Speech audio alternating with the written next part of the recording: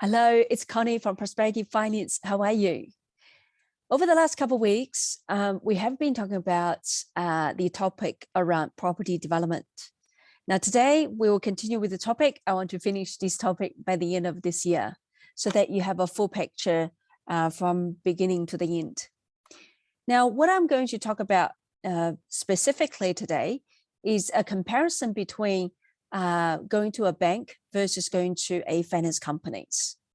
We've been asked a lot by customers that, what's the difference? Why I can't go to the banks, and what kind of interest rates and fees from the finance company?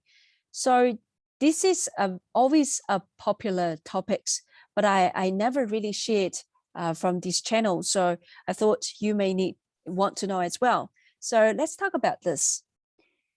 Before I do that, just a note, probably around the end of October, I shared with you around ANZ blueprint to build.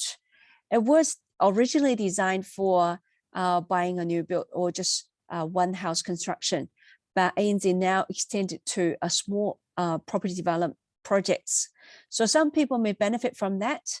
It's a fantastic product. However, it doesn't suit everybody. Right? If you want to know if your situation can use that blueprint to build, go to my YouTube channel and you can have a look. That should be one of the topics towards the end of October. Today, I'm going to talk about the commercial banking, because if it doesn't fit the blueprint to build, you will end up with commercial departments in the bank if you want to go to the bank. So we compare with the commercial banking versus a finance company. Now, to help you understanding the difference, I prepared a table and I'd like to share with you. So without further ado, let's have a look. Okay, so where it is. Okay, so right. So last week we talked about feasibility, and in there it includes the project margins and some LVR ratios. So we're going to use some numbers here as they are hard rules you have to apply first, but they are not the only criteria. So let's kick off. First one is the project margin. So for bank, you have to have a project margin above 20%. It is also for your own kind of peace of mind, it's worth doing with that margin. If below that, you probably want to think twice. Now, if it's just under, but you still want to go ahead, maybe non-bank is a better option because they are not, they look at the margin as well, but it's not a hard rule. It's more flexible. The next point is the loan to value ratio. We covered in the feasibility analysis. So it needs to be less than 75%. Well, not everyone has a 25% cash to contribute towards the projects. Some people, they purchase the property early and they have built a good equity. It's okay to develop with a non-bank, but for banks, they want you to contribute 20%, 25% of the cost, so that demonstrating you have skin in the game. So if you can't meet that criteria, probably going to non-bank because they don't require that, most of them. We do see one or two non-bank lender require loan to cost ratio, but most of them do not require that. Now, in terms of loan to finish value or as if value, that's the value that once the construction completed. Now, just bear in mind that value, if you're going to sell the property, you need to take out the GST. If you keep them, you can have the GST as part of your value. So for both banks and non-banks, it has to be within 60%. For non-banks, it used to be 65, but given the market kind of volatile a little bit, they want that ratio to be within 60% as well now. The next requirement is the QS. Now, with the banks now, ANZ, they just recently lift the bar. So if it's under 1.2 mil cost, yes, you don't need a QS, but if it's over that, unfortunately, you do need a QS. And that could cost you, 50K, 70K easily. if the QS get involved for the duration of the projects. With the non-banks, they don't normally have that requirements, so save your cost. Pre-sale for the banks, 100% you have to pre-sale. And given the retail banking have tightened up their policy, such as the DTIs, the triple CFAs, so the retail customer now have a higher risk of settlements. If you pre-sell, you normally sell to the retail customers. So now I see some banks introduce 120% pre-sale. So that means you have to have a qualified pre-sale to at least 120% of the loan you want to borrow. And again, if you're going to sell the property as the exit strategy, you need to exclude the GST from the value, okay? For non-banks, they normally do not require pre-sale. They're happy with the valuation report, but you don't need to pre-sale. So you may end up selling for a higher price. Fixed price contract. Now for banks, now it's become even more important given the materials and the labor costs all going up the roof and very unpredictable in terms of how much more to increase. So banks pretty much do not consider the contract if it's not fixed. So for owner builders, it's very hard to get a loan from the bank these days unless you are exceptional good. I have got approval from my clients, my dear client, who has over 40 years experience. It took 2.5 months to get approval eventually, but most people do not have that luxury from the bank if you're not going to have a fixed price contract. And I know a fixed price contract is very hard to get these days, okay? So that's a reality that borrowing from the banks. With the non-banks, that's okay. Most of the application that we receive that we submit to the non-banks owner builders. So they are builders themselves. They don't want a fixed price contract. Why they need fixed price contract? They can do it themselves. They will manage the project themselves. If they go to a third party and get fixed price contract, they probably they'll cost them, at least 100K per house. And if they're doing multiple units, that's significant cost increase. Now, when it comes to progress drawdown, here's a requirement from the banks. You need the QS to prepare a report. So basically, QS will certify the invoices, and they will also cover in the report about the progress of the projects and also the cost to complete parts as well. So it could take a few days for them to put together, and you may also be required to do an interim valuation. And then you provide invoices and the council inspection record. So it could take you a couple of weeks before you receive the drawdown. Now with non-banks, they are much faster. So they don't need a QS report. They don't require valuation. They just need to go to the site, have a look, or most of the time, they just ask you to provide some photos of the projects, and they're happy with that. And then, yes, you also need invoices. You need a council inspection record.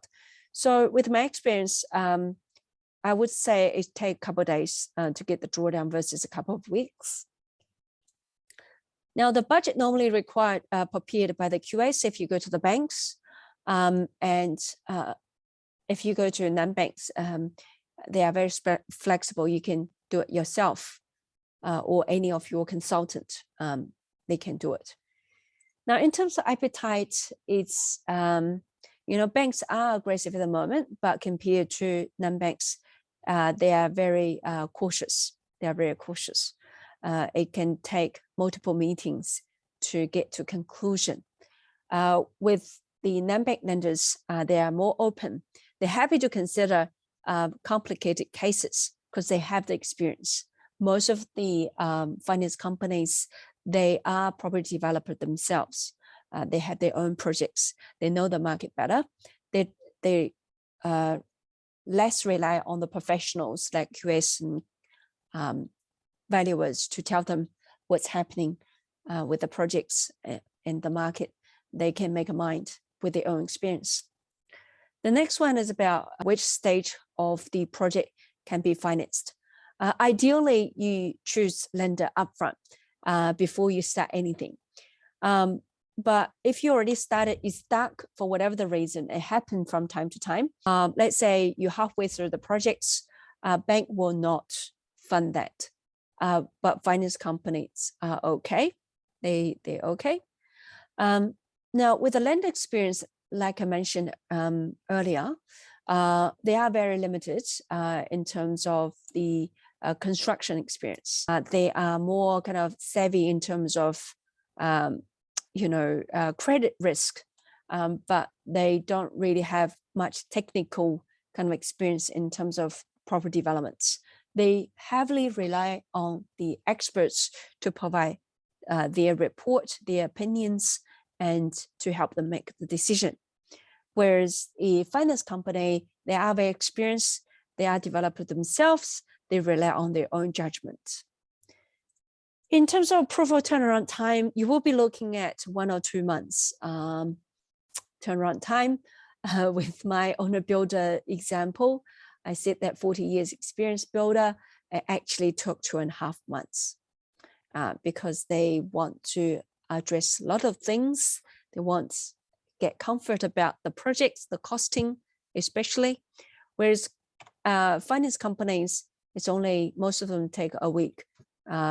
Only some lenders go beyond a week, but should get a offer within 2 weeks. Okay, so let's move on to the cost side. So that's probably the main advantage for commercial banks. So in terms of lending fee, they charge 2%. 1% is assessment fee, another percent is for line fee. What the line fee is to cover. So basically, once they approve the loan, they will wait for the progress drawdown. They can't charge you interest unless the loan is drawn down, right? So basically, they have put their money aside and waiting for your progress drawdown. But the banks, they need to have a return on their money. So if it's not come from the interest, it will come from the fees. So basically, the line fee is just to keep that line of credit for you. So you basically pay 2%. Whereas a finance company, you will be expecting 1.5 to 2%. That's a very common kind of fee structure. It can be more expensive than the 2% or cheaper than the 1.5, but majority of the non-bank lenders sit in that brackets, 1.5 to 2%. Now, interest costs, that's probably the main difference between, for the finance cost, that's probably been different between the two type of lenders. So for banks, depends on your project and the LVR, they will be charging around 4% up and down. For non-bank lenders, you will be looking at 8 to 10%. We are working with a lender who can only charge 6.5% for the interest rates, but that's exception. Okay, most of the lenders are charging this amount interest.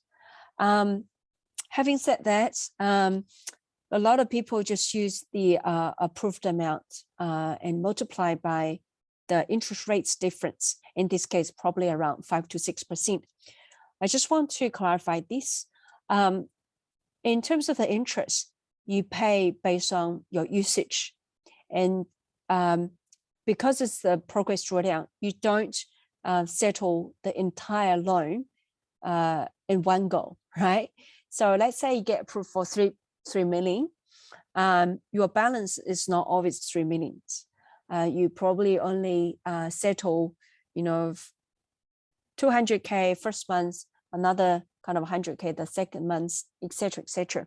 And you only be charged for interest for the usage. So it's not 3 million multiplied by 6%. What you should do is you apply a usage to your project. Most of the project usage is around 50 to 60%. So with my example, if the approval amount is 3 mil, you can use 3 mil multiplied by 60%. So the average balance probably around 1.8 million. And then you multiply by 6% and to work out the annual interest cost difference. If your project is going to take 18 months, you multiply by 1.5 to work out the 18 months interest difference. Okay, so just bear in mind that you need to consider the usage. You also need to consider the duration of the projects. And in terms of our brokerage, even you go to the bank, and bank do not pay us for commercial loans, so we have to charge. So you normally expect to pay 1%. There's no difference between the two type of lenders. Okay, so after comparison, that you can see, the biggest advantage with banks is the cheaper interest rates. That's probably the main advantages. However, if you have a project, the cost for the QS probably easily kind of offset the interest saving. Okay, and what about the pre-sale? Pre-sale, you generally people expect some discounts compared to people purchase once it's finished the construction, because people buy off plan based on a piece of paper. They make unconditional purchase, so they bear the risk. So yes, they will pay less money. So if you believe the market is going to go upwards, probably pre-sale is not a good idea. You probably end up, you could, sell much more if you keep it to the end. And the fixed price contract, like I mentioned, especially owner builders, they will end up paying, more if they go with a fixed price contract versus they manage the project themselves. So these are probably the advantages from going to a non-bank lenders. I just use an example that this is a real example. So I'll just stop sharing for now, and I'm going to share with you another screen very quickly. Okay, so this is the real projects. So the client is expect to borrow 3.2 mil for the projects, and it's going to take about 18 months after getting CCC and complete the settlements with the buyer. And the usage is 60%. So let's have a look bank and non-banks. In terms of fees, yes, the banks is slightly cheaper, but the interest rates, this particular lender, they are finance company, but they have a very special products. So only 6.5% interest rates. So over 18 months, the difference is 72K. But if the customer choose non-bank, they can save 70K QS cost. That figure come from the client. And by not doing pre-sale, they can easily save another 100K. Okay, so as you can see, if I just add up these cost numbers, they can easily save 82K by going to the non-bank lenders. And some other soft factors like turnaround time, the banks will be slow, and they also have to have a waiting time to qualify the pre-sale. So it could take a couple months to meet the pre-sale condition. Time is money. Also, by delaying the project, you may also kind of have more uncertainty about the property market. So it gives you more risk. So that's not ideal. And the pre-sale versus not pre-sale, the progress drawdown, turnaround time, etc. So as you can see, there's no brainer. In this case, basically the client chose the non-bank lenders. Okay. So let's come back to my first Excel. So in summary, banks is more suitable for larger project, because for larger projects, the finance costs, the difference of the two types is bigger. And also for bigger projects, normally the developer want to mitigate the risk by having pre-sale, by having fixed rate contract, and they want to use a QS as well to help them minimize the risk. So then the difference between the banks and non-banks are really clear. It's the banks, okay? So a larger project generally banks is a better option. Versus smaller projects, non-banks or finance company are probably a better option. They act faster and they probably end up cheaper. And also once you go over 5 mil, the finance company in that bucket is very few. It's very hard to get. Most of them do not have a big pool of money and they don't want to put all the eggs in one basket. So they generally want to prefer, a smaller loan. So that's a different, but of course it's case by case. So if you have a project, I really want to look at on individual cases and let you know what my thoughts are for your projects. And yeah, finally, I want to kind of quickly share with you in terms of the challenges that developers are facing when it comes to property developments.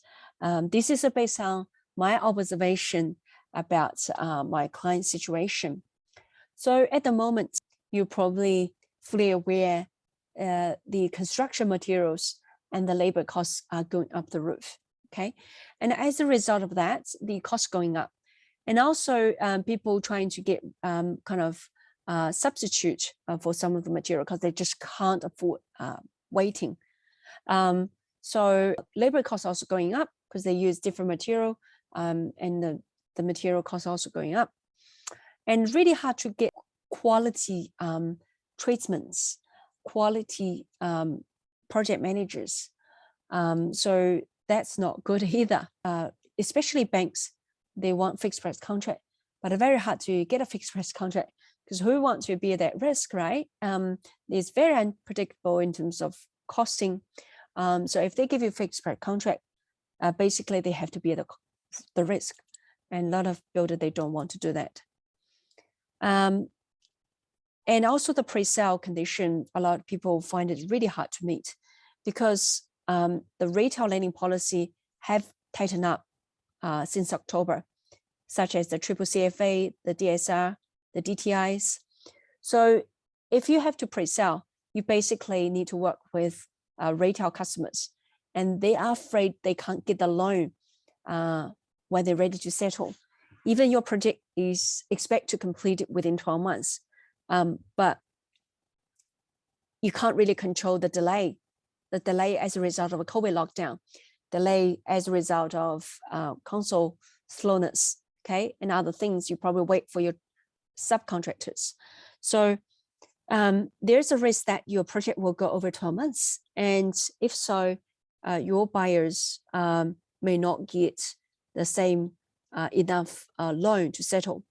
So the pre-sale is getting harder and harder. There are many challenges. So just want you to be aware if you're looking to develop very soon, you may want to put on hold if you're not ready and just let the things to settle down a bit. When the material cost kind of under control, there are more supplies, more labors from overseas once the border opens. Yeah, so just really just want to share the insights with you and see if that helps, okay? I really appreciate your time. It's a big topics, and I hope you enjoy so far and get some value out of this content. We'll continue to talk about property development loan subjects in the coming kind of 1 or 2 weeks to finish off, so that you have the full picture of everything. Okay, and then like I said, welcome to contact us if you have your own projects, even as an early stage. We can help you have some rough idea about the feasibility, about the lender options and costing, etc. And then we can always review it when it's close to the start of the projects. Okay, thank you so much. I'll see you next time. Bye-bye.